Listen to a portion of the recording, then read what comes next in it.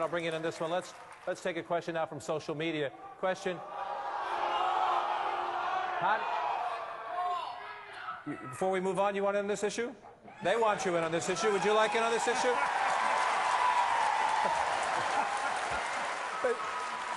But John, once again, it's a medical subject, and I'm a doctor, you know. No, I do want to make a couple comments because I can remember the very early years studying obstetrics, and I was told, and it was before the age of abortion, and I was told, taking care of a woman that's pregnant, you have 2 patients, and I think that solves a lot of the problem about, you know, when life begins and all.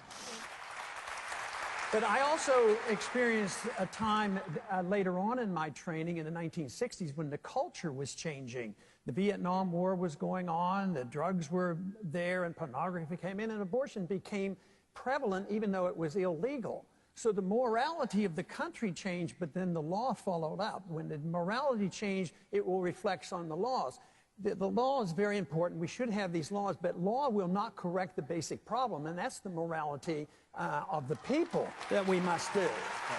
Now, just very, very briefly, I want to talk a little bit about that funding, because the flaw there is if you send funding out and you say, well, you can have it for birth control but not for abortion, all funds are fungible. Even funds that go to any hospital, if you say, well, it's not for birth control and it's not for Planned Parenthood, it's not for abortion, if you send it to the hospital, they can still use that money. This is an indictment of government-run medicine because you never can sort that all out. You need the government out of that business, or you will always argue over who's paying what bills.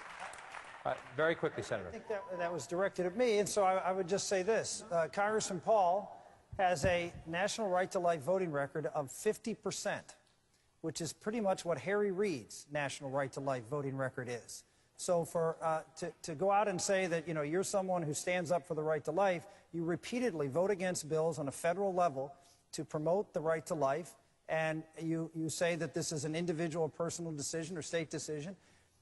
Life should be protected, and you should have the willingness to stand up on a federal level, on any level of government, and protect what our what our Declaration protects, which is the right of our Creator to life, and that is a federal issue, not a state issue. Quickly, sir. Well, just for the record, I wasn't even thinking about you when I was giving my statement, so you are overly sensitive.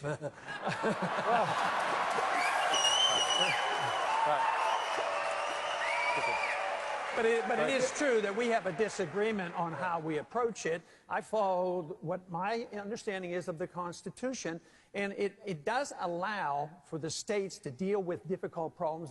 Matter of fact, it allows the states to deal with almost all the problems if you look at it. It is not given, these powers aren't given to the Congress. I see abortion as a violent act. All other violence is handled by the states. Murder, burglary, violence, that's a state issue. So don't try to say that I'm less pro-life because I want to be particular about the way we do it and allow the states the prerogative.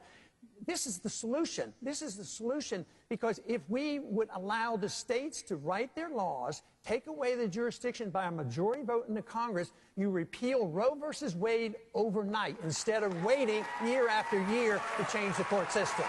All right, we need to take one more break, gentlemen. Stand by. Less than 35 hours away now from the polls opening right here in South Carolina, a state that is crucial, often decisive in Republican presidential politics. Stay with us.